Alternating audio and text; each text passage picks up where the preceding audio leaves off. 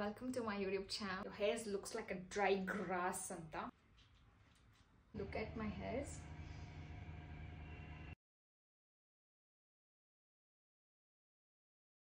Hello, ಎಲ್ರಿಗೂ ನಮಸ್ಕಾರ. ಹೇಗಿದ್ದೀರಾ? ಸಕ್ಕತ್ತಾಗಿದ್ದೀರಾ ಅಂತ ಅನ್ಕೋತಿದ್ದೀನಿ.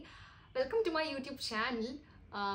ಇವತ್ತಿನ ಈ ವಿಡಿಯೋದಲ್ಲಿ ನಾನು ನನ್ನ ಕರ್ಲಿ ಹೇರ್ ರೂಟೀನ್ ಬಗ್ಗೆ ಶೇರ್ ಮಾಡಿದ್ದೀನಿ. And this video is specially for beginners and college student. ಯಾಕಂದರೆ ನಾನು ಈ ವಿಡಿಯೋದಲ್ಲಿ ಅಫೋರ್ಡಬಲ್ ಪ್ರಾಡಕ್ಟ್ಸ್ನ ಶೇರ್ ಮಾಡಿದ್ದೀನಿ. ಹಾಗೆ ಯಾರ್ಯಾರು 2025ಅಲ್ಲಿ ಹೆಲ್ದಿ ಹೇರ್ ಗೋಲ್ಸ್ನ ಇಟ್ಕೊಂಡಿದ್ದೀರಾ, ಹೀಟ್ ಡ್ಯಾಮೇಜ್ ಮಾಡಲ್ಲ ಮತ್ತು ಅವರ ಹೇರ್ಸ್ನ ತುಂಬ ಚೆನ್ನಾಗಿ ಕೇರ್ ಮಾಡ್ಕೋತೀರಾ, ಹೇರ್ ಗೋಲ್ಸ್ ಅಂತ ಇಟ್ಕೊಂಡಿರ್ತೀರಲ್ವ. So this is for you guys. And ನಾನು ಏನಕ್ಕೆ ಕಾಲೇಜ್ ಸ್ಟೂಡೆಂಟ್ಸ್ ಅಂತ ಮೆನ್ಷನ್ ಮಾಡ್ತಿದ್ದೀನಿ ಅಂದರೆ 4 years ಬ್ಯಾಕ್ ನಾನು ನನ್ನ ಕರ್ಲಿ ಹೇರ್ ಜರ್ನಿನ ಸ್ಟಾರ್ಟ್ ಮಾಡಿದಾಗ ಸಿಕ್ಕಾಪಟ್ಟೆ ನನಗೆ ಕಷ್ಟ ಆಗಿತ್ತು. ಕನ್ಫ್ಯೂಷನ್ಸ್ ಜಾಸ್ತಿ ಇತ್ತು. ಯಾವ ಪ್ರಾಡಕ್ಟ್ಸ್ ಯೂಸ್ ಮಾಡೋದು, ಯಾವ ಪ್ರಾಡಕ್ಟ್ಸ್ ಯೂಸ್ ಮಾಡಬಾರ್ದು, ಒಬ್ಬೊಬ್ರು ಒಂದೊಂದು ಥರ ಹೇಳ್ತಿದ್ರು. ಆ್ಯಂಡ್ ನಾನು ತುಂಬ ಕನ್ಫ್ಯೂಸ್ ಮೈಂಡ್ಸೆಟ್ಟಲ್ಲಿ ಸ್ಟಾರ್ಟ್ ಮಾಡಿದ್ದು. ಸೊ 4 yearsಯಿಂದ ನಾನು ಏನೇನು ಕಲ್ತಿದ್ದೀನಿ, ಪ್ರಾಡಕ್ಟ್ಸ್ ನಾನು ಎಷ್ಟು ರೂಪಾಯಿ ಪ್ರಾಡಕ್ಟ್ಸಿಂದ ಸ್ಟಾರ್ಟ್ ಮಾಡಿದೆ. ನಾನು ತುಂಬ ಚೀಪ್ ಲೆವೆಲ್ ಪ್ರಾಡಕ್ಟ್ಸಿಂದ ಸ್ಟಾರ್ಟ್ ಮಾಡಿದ್ದು. ನನಗೆ ಇದನ್ನು ಹೇಳೋಕ್ಕೇನು ನಾಚಿಕೆ ಅಲ್ಲ ಏನೂ ಅನಿಸ್ತಿಲ್ಲ ಗೈಸ್, ಬಿಕಾಸ್ ನಾನು ಸ್ಟಾರ್ಟ್ ಮಾಡಿದ ಹಾಗೆ. ಆ್ಯಂಡ್ ಓವರ್ ದ 4 years ನಾನು ತುಂಬ ಪ್ರಾಡಕ್ಟ್ಸ್ನ ಯೂಸ್ ಮಾಡಿದ್ದೀನಿ, ತುಂಬ ಎಕ್ಸ್ಪೆರಿಮೆಂಟ್ಸ್ನ ಮಾಡಿದ್ದೀನಿ. ನನ್ನ ಕರ್ಲಿ ಹೇರ್ಸ್ಗೆ ಯಾವ್ಯಾವ ಮೆಥಡ್ ಯೂಸ್ ಆಗುತ್ತೆ, ಯಾವ್ಯಾವ ಪ್ರಾಡಕ್ಟ್ಸ್ ಯೂಸ್ ಆಗುತ್ತೆ, ಇದನ್ನೆಲ್ಲ ನಾನು ಕಂಟಿನ್ಯೂಸ್ ಆಗಿ ಟ್ರಯಲ್ ಆ್ಯಂಡ್ ಎರರ್ ಮೆಥಡ್ ಮಾಡಿನೇ ನನಗೆ ನಾವು ಐಮ್ ಲೈಕ್ ಓಕೆ, ನಾನು ಇದನ್ನು ನಿಮ್ಮ ಹತ್ರ ಶೇರ್ ಮಾಡ್ಬೋದು ಅನ್ನೋ ಒಂದು ಕಾನ್ಫಿಡೆನ್ಸಿಂದ ನಾನು ಶೇರ್ ಮಾಡ್ತಿದ್ದೀನಿ. ಹಾಗೆ ಕರ್ಲಿ ಹೇರ್ ಗರ್ಲ್ ಮೆಥಡ್ ಒಬ್ಬೊಬ್ರಿಗೆ ಒಂದೊಂದು ಥರ ಡಿಫ್ರೆಂಟ್ ಆಗಿರುತ್ತೆ. ಒಬ್ಬೊಬ್ರು ಒಂದೊಂದು ರೀತಿ ಫಾಲೋ ಮಾಡ್ತಾರೆ, ಒಬ್ಬೊಬ್ರು ಒಂದೊಂದು ಪ್ರಾಡಕ್ಟ್ಸ್ನ ಯೂಸ್ ಮಾಡ್ತಾರೆ. ಅವ್ರವ್ರ ಹೇರ್ಸ್ ಟೈಪ್ ಅಥವಾ ಅವ್ರವ್ರಿಗೆ ಏನೇನು ಸೆಟ್ ಆಗಿರುತ್ತೋ ಅದ್ರ ಮೇಲೆ ಅವರು ಡಿಪೆಂಡ್ ಆಗಿ ಅವರು ಅದನ್ನು ಫಾಲೋ ಮಾಡ್ತಿರ್ತಾರೆ. ನಾನು ನಿಮಗೇನು ಶೇರ್ ಮಾಡ್ತಿದ್ದೀನೋ ಅದು ನನ್ನ ಹೇರ್ಸ್ಗೆ ವರ್ಕ್ ಆಗಿರುವಂಥದ್ದು. ನೀವು ರಿಸಲ್ಟ್ಸ್ನ ನೋಡ್ಬೋದು. Look at my hairs. Very much affordable ಪ್ರಾಡಕ್ಟ್ಸ್ನ ಯೂಸ್ ಮಾಡ್ಕೊಂಡು ನಾನು ಇದನ್ನು ಅಚೀವ್ ಮಾಡಿರೋದು. ಇವತ್ತು ನಾನು ಈ ವಿಡಿಯೋದಲ್ಲಿ 5 ಸ್ಟೆಪ್ಸ್ನ ಶೇರ್ ಮಾಡಿದ್ದೀನಿ. First oiling, second shampooing, third conditioning, fourth leave in conditioner and fifth gel. ಈ 5 ಸ್ಟೆಪ್ಸ್ನ ಶೇರ್ ಮಾಡಿದ್ದೀನಿ. ಪ್ರತಿ ಒಂದು ಸ್ಟೆಪ್ಸ್ನ ಹೇಗೆ ಫಾಲೋ ಮಾಡೋದು ಅಂತ ನೋಡೋಣ ಬನ್ನಿ. Let's get in the video. ನೋಡ್ತಿದ್ದೀರಾ ನನ್ನ ಕೂದಲನ್ನ ಇವಾಗ ಹೇಗಿದೆ ಅಂತ. ನಾನು ಇದನ್ನು ಡಿಟ್ಯಾಂಗಲ್ ಮಾಡಿದ್ದೀನಿ, ಮತ್ತೆ ಒಂದ್ಸತಿ ತೋರಿಸ್ತೀನಿ ನಿಮಗೆ. ಡಿಟ್ಯಾಂಗಲ್ ಹೇಗೆ ಮಾಡೋದಾದರೆ ಯಾವಾಗಲೂ ನಮ್ಮ ಹೇರ್ಸ್ನ ಕೆಳಗಡೆಯಿಂದ ಡಿಟ್ಯಾಂಗಲ್ ಮಾಡಬೇಕು. ಕೆಳಗಡೆಯಿಂದ ಹಾಗೆ ಮೇಲೆ ಮೇಲೆ ಮೇಲೆ ಹೋಗಿ ಮತ್ತು ಫುಲ್ ಸ್ಕ್ಯಾಲ್ಪಿಂದ ಡಿಟ್ಯಾಂಗಲ್ ಮಾಡಬೇಕು. This is the correct way of detangling hairs. ಆವಾಗ ನಮ್ಮ ಹೇರ್ಸ್ ಜಾಸ್ತಿ ಉದುರೋ ಚಾನ್ಸಸ್ ಇರಲ್ಲ. ಯಾಕಂದರೆ ನಾವು ಹೇರ್ನ ರೂಟ್ಸಿಂದ ಪುಲ್ ಮಾಡಿದ್ರೆ ಅದು ಕಿತ್ತೋಗುತ್ತೆ. ಸೊ ಕೆಳಗಡೆಯಿಂದ ಆರಾಮಾಗಿ ಸ್ಲೋವಾಗಿ ಡಿಟ್ಯಾಂಗಲ್ ಮಾಡ್ಕೊಳ್ಳೋಣ. ನಾನು ಆಲ್ರೆಡಿ ಡಿಟ್ಯಾಂಗಲ್ ಮಾಡಿದ್ದೀನಿ, ನಾನು ಶೂಟ್ ಮಾಡಿಲ್ಲ. ಓಕೆ, ಡಿಟ್ಯಾಂಗಲ್ ಆಗಿದೆ. ಸೊ ನೀವು ನೋಡ್ತಿದ್ದೀರಾ ನನ್ನ ಹೇರ್ಸ್ ಹೇಗಿದೆ ಅಂತ. ವಿತೌಟ್ ಕರ್ಲಿ ಹೇರ್ ರೂಟೀನ್ ಹೀಗೆ ನನ್ನ ಹೇರ್ಸ್ ಕಾಣಿಸೋದು. ಇದು ಏನು ಡ್ರೈ, ಫ್ರಿಝಿ, ಹೈಡ್ರೇಟೆಡ್ ಇಲ್ಲ ಅಂತ ಅನ್ಸ್ಬೋದು, ಬಟ್ ಕೋಮ್ ಯೂಸ್ ಮಾಡೋಂಗಿಲ್ಲ ಕರ್ಲಿ ಹೇರ್ ರೂಟೀನಲ್ಲಿ. ಬಟ್ ಡಿಟ್ಯಾಂಗ್ಲಿಂಗ್ ಅದಕ್ಕೆಲ್ಲ ನಾವು ಯೂಸ್ ಮಾಡಲೇಬೇಕು. ನನ್ನ ಕೂದಲನ್ನ ನೋಡಿ ನನ್ನ ಕಾಲೇಜಲ್ಲಿ ಒಬ್ಬ ಸಹಪಾಠಿ ಕಮೆಂಟ್ ಮಾಡಿದರು, your hairs looks like a dry grass ಅಂತ. ಫಸ್ಟ್ PUC ಇದ್ದೆ ನಾನು ಆವಾಗ. ನನಗೆ ಅದ್ರ ಬಗ್ಗೆ ಕರ್ಲಿ ಹೇರ್ ರೂಟೀನ್ ಅನ್ನೋದು ಏನಂತಲೇ ಗೊತ್ತಿರಲಿಲ್ಲ. ನಾನು ಅಕ್ಸೆಪ್ಟ್ ಮಾಡಿದ್ದೆ ನನ್ನ ಹೇರ್ಸ್ ಇರೋದೇ ಹಿಂಗೆ, ಬೇರೆಯವ್ರ ಥರ ಇಲ್ಲ ಅಂತೆಲ್ಲ. Little did I know my hairs are also beautiful. Hair ಆಯಿಲ್ನ ಯೂಸ್ ಮಾಡ್ತಿದ್ದೀನಿ. ಈ ಹೇರ್ ಆಯಿಲ್ ಯಾವುದಪ್ಪ ಅಂದರೆ ಇದು coconut hair oil. Coconut hair oil ನಾನು ಮನೆಯಲ್ಲೇ ಬೇರೆ ಬೇರೆ ಆದಂಥ ಇಂಗ್ರೀಡಿಯೆಂಟ್ಸ್ ಹಾಕಿ ಬಾಯ್ಲ್ ಮಾಡಿ ಇಟ್ಕೊಂಡಿರೋದು. ಹೇರ್ ಗ್ರೋತ್ಗೆ ಇದರಲ್ಲಿ ರೋಸ್ಮೆರಿ ಇದೆ, ಆನಿಯನ್ ಸೀಡ್ಸ್ ಇದೆ, ಮೆಂತ್ಯ ಇದೆ, ತುಂಬ ಇಂಗ್ರೀಡಿಯೆಂಟ್ಸ್ ಹಾಕಿ ಬಾಯ್ಲ್ ಮಾಡಿ ಇಟ್ಕೊಂಡಿರೋದು. ನಾನು ಇದರ ರೆಸಿಪಿನ ಶೇರ್ ಮಾಡ್ತೀನಿ ನಿಮ್ಮ ಹತ್ರ. ಓಕೆ, ಇವಾಗ ಆಯಿಲ್ ಮಾಡ್ಕೊಳ್ಳೋಣ. ಏನಿಲ್ಲ, ಸ್ಕ್ಯಾಲ್ಪಿಗೆ ಹಾಕಿ ಚೆನ್ನಾಗಿ ಮಸಾಜ್ ಮಾಡೋಣ.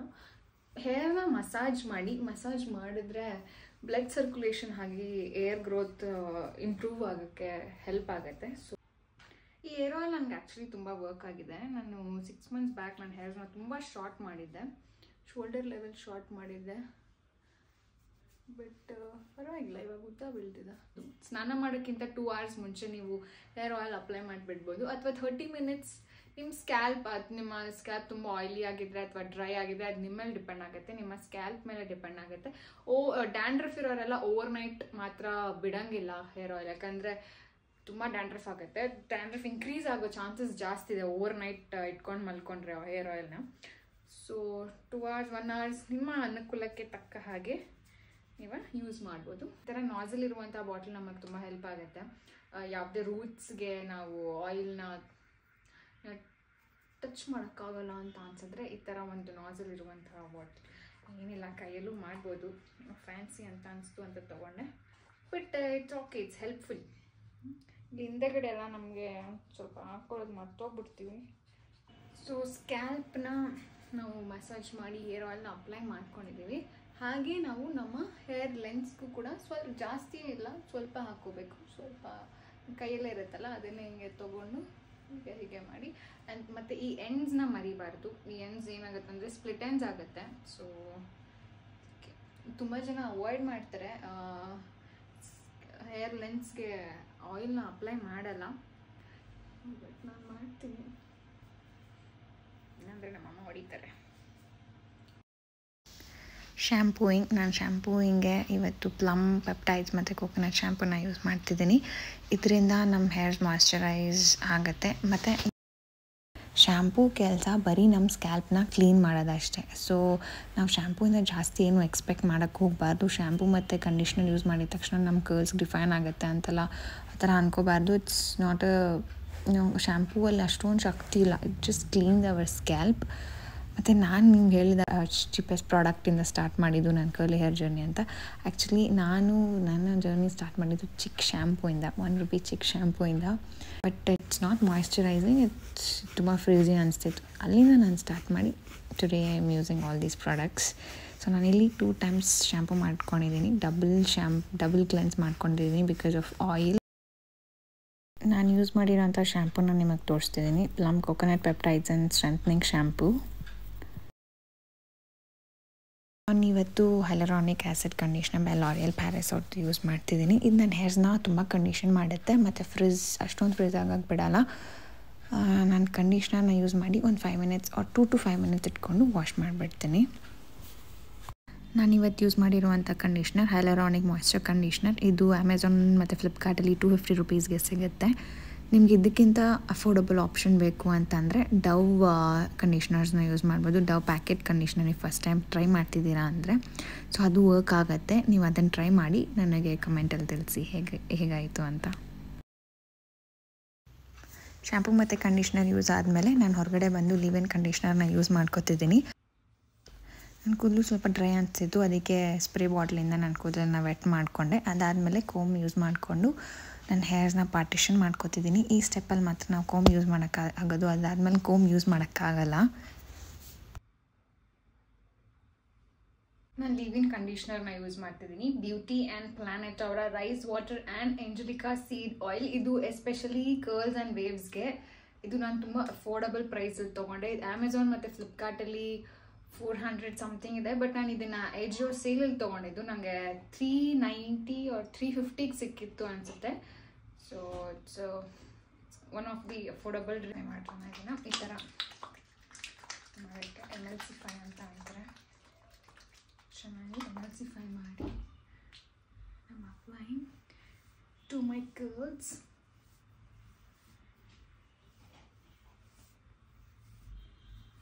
ನಿಮಗೆ ಹೀಗೆ ಬರಬೇಕು ಸೌಂಡ್, ನಿಮ್ಗೆ ಆ ಸೌಂಡ್ ಕೇಳಿಸ್ಬೇಕು ನೋಡಿ.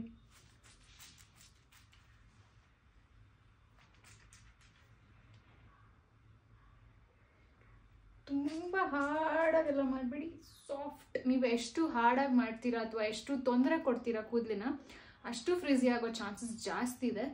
ಸೊ ತುಂಬ ಡೆಲಿಕೇಟಾಗಿ ಹ್ಯಾಂಡಲ್ ಮಾಡಿ. So much.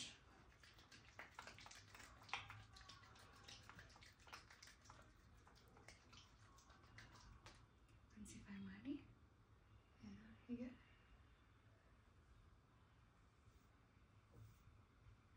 ನಿಮ್ಮ ಹೇರ್ಸ್ ವೆಟ್ ಇರುವಾಗಲೇ ಲೀವ್-ಇನ್ ಕಂಡೀಷ್ನರ್ನ ಅಪ್ಲೈ ಮಾಡಬೇಕು. ವೆಟ್ ಇರುವಾಗ ಮಾತ್ರ ಕ್ಲಮ್ಸ್ ಫಾರ್ಮ್ ಆಗಿ ಫ್ರಿಜ್ ಇಲ್ಲದೆ ಇರೋ ಥರ ಆಗೋದು.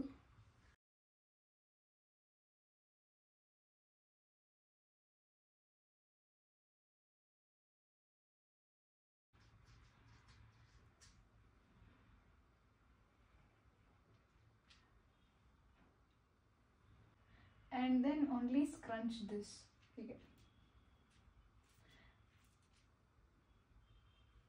ಹೀಗೆ ಮಾಡ್ಬೋದು.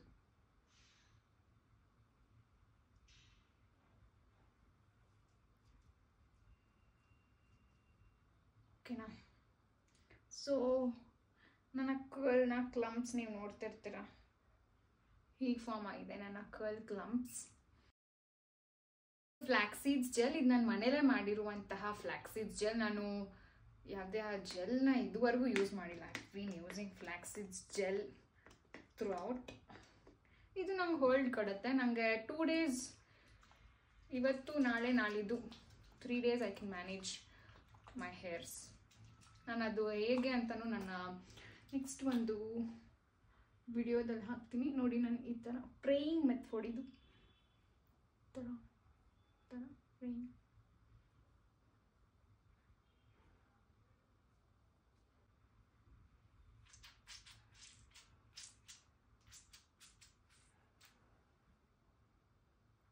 ಜೆಲ್ನ ಯೂಸ್ ಮಾಡಾದ್ಮೇಲೂ ನಾನು ಸ್ಕ್ರಂಚ್ ಮಾಡ್ತಿದ್ದೀನಿ.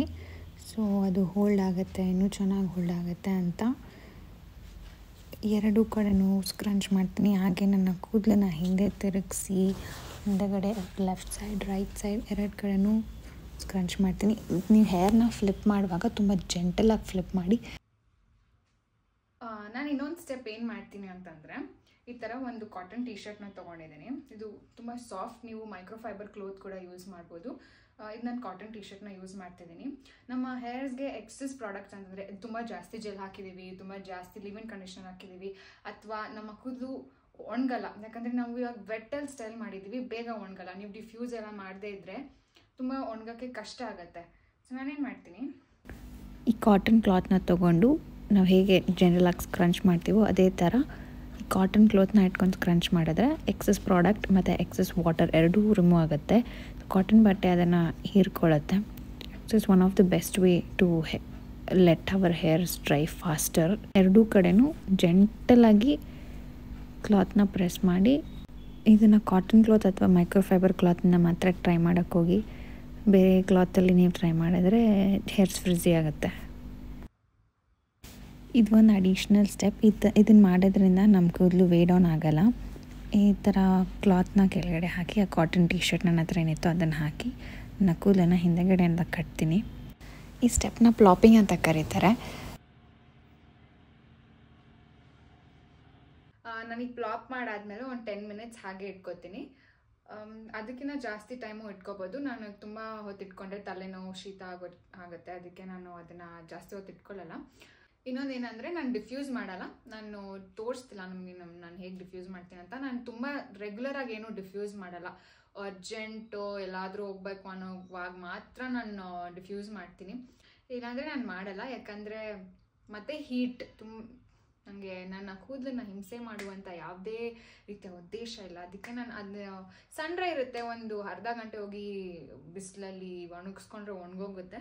ಅಥವಾ ನಾವು ಮನೇಲೇ ಒಣಗಿಸ್ಕೋತೀವಿ ಅಂದರೆ 1 hour ಆಗುತ್ತೆ, 1.5 hours, ಡಿಪೆಂಡ್ ನಿಮ್ಮ ಹೇರ್ ಲೆಂತ್, ಥಿಕ್ನೆಸ್ ಅದ್ರ ಮೇಲೆ ಡಿಪೆಂಡ್ ಆಗುತ್ತೆ. ಮತ್ತು ಸೊ ನನ್ನ ಹೇರ್ಸ್ ಡ್ರೈ ಆದಮೇಲೆ ಹೇಗೆ ಕಾಣಿಸುತ್ತೆ ಅಂತ ನಿಮಗೆ ತೋರಿಸಿ. ನನ್ನ ಹೇರ್ಸ್ ಆಲ್ಮೋಸ್ಟ್ 90% ಡ್ರೈ ಆಗಿದೆ. ಕಾಸ್ಟ್ ಇದೆ, ತುಂಬ ಹಾರ್ಡ್ ಅನ್ನಿಸ್ತಿದೆ ಕರ್ಲ್ಸು, ಮತ್ತು ಕ್ಲಮ್ಸಿ ಆಗಿದೆ ನೋಡಿ. ಸೆಪ್ರೇಟ್ ಮಾಡೋಕ್ಕೆ ನಾವು ಕೈಯಿಲ್ಲ, ಹಾಗೆ ಮಾಡಿದ್ರೆ ಏನಾಗುತ್ತೆ, ಫ್ರಿಝಿ ಆಗುತ್ತೆ. ಅದನ್ನು ಅವಾಯ್ಡ್ ಮಾಡೋಕ್ಕೆ ನಾವು ಒಂದು ಲೈಟ್ ವೆಯ್ಟ್ ಆಯಿಲ್ನ ಯೂಸ್ ಮಾಡ್ಬೋದು. ಕೊಕೊನಟ್ ಆಯಿಲ್ ಕೂಡ one of the lightest oil. ತುಂಬ 2-3 ಡ್ರಾಪ್ಸ್ ತೊಗೊಂಡು ಎಮಲ್ಸಿಫೈ ಮಾಡಿ ಹಚ್ಕೋಬೋದು. ನಾನಿಲ್ಲಿ ಡವ್ ಬೇಬಿ ಆಯಿಲ್ ಯೂಸ್ ಮಾಡ್ತೀನಿ. ಇದು ತುಂಬ ಲೈಟ್ ವೆಯ್ಟ್ ಆಯಿಲ್. ಸೆರಮ್ಸ್ನ ಕೂಡ ನೀವು ಯೂಸ್ ಮಾಡ್ಬೋದು, ಬಟ್ ನಾನು ಇದನ್ನು ಯೂಸ್ ಮಾಡ್ತೀನಿ. ಇದು ನನಗೆ ಏನೋ ಒಂಥರ ಲೈಟ್ ವೆಯ್ಟ್. ಈ ಥರ ಆಯಿಲ್ನ ರಬ್ ಮಾಡೋದ್ರಿಂದ ಆಯಿಲಲ್ಲಿರೋ ಪಾರ್ಟಿಕಲ್ಸ್ ಬ್ರೇಕ್ ಡೌನ್ ಆಗಿ ಲೈಟ್ ವೆಯ್ಟ್ ಆಗುತ್ತೆ. ಸೊ ಇದನ್ನು ಹಚ್ಚೋದ್ರಿಂದ ನಮ್ಮ ಕೂದಲು ಆಯ್ಲಿ ಅಂತ ಅನಿಸಲ್ಲ. ಯಾವ ಏರ್ ಆಯಿಲ್ ಬೇಕಾದರೂ ನೀವು ಬಳಸ್ಬೋದು, but it should be light weight. Coconut oil is also one of the best option and ಎಲ್ಲರ ಹತ್ರನೂ ಅದು ಇರುವಂಥ ಆಯಿಲ್. ಸೊ ನೀವು ಅದನ್ನು ಕೂಡ ಯೂಸ್ ಮಾಡ್ಬೋದು. So if you are trying it for the first time you can use coconut oil too. ನಾನು ನೋಡಿ ಇಲ್ಲಿ ಕ್ಲಮ್ಸ್ನ ಬ್ರೇಕ್ ಮಾಡ್ತಿದ್ದೀನಿ. ಆಯಿಲ್ ನನ್ನ ಕೈಲಿತ್ತಲ್ಲ ಅದನ್ನೇ ಯೂಸ್ ಮಾಡಿಕೊಂಡು ಸಪ್ರೇಟ್ ಮಾಡ್ತಿದ್ದೀನಿ. ಇದು ನನ್ನ ಕೂದಲು 100% ಡ್ರೈ ಆದಮೇಲೆ ನೋಡಿ ಎಷ್ಟು ಕಾಯಿಲ್ ಆಗಿದೆ ಮತ್ತು ಎಷ್ಟು ಫ್ರೀ ಆಗಿದೆ. ಪ್ಯಾಟರ್ನ್ ನೋಡಿ ನೀವು ಎಷ್ಟು ಚೆನ್ನಾಗಿದೆ ಅಂತ. ಸೊ ಈ ವಿಡಿಯೋದಲ್ಲಿ ನಾನು ನನ್ನ ಕರ್ಲಿ ಹೇರ್ ರೋಟೀನ ಶೇರ್ ಮಾಡಿದ್ದೀನಿ. ನಿಮಗೆ ಈ ರೋಟೀನ್ ಬಗ್ಗೆ ಏನು ಅನಿಸ್ತು ಅಂತ ಕಮೆಂಟ್ ಬಾಕ್ಸಲ್ಲಿ ತಿಳಿಸಿ. ಹಾಗೆ ನನ್ನ ಚಾನಲ್ನ ಸಬ್ಸ್ಕ್ರೈಬ್ ಮಾಡಿ ಮತ್ತು ಲೈಕ್ ಮಾಡಿ.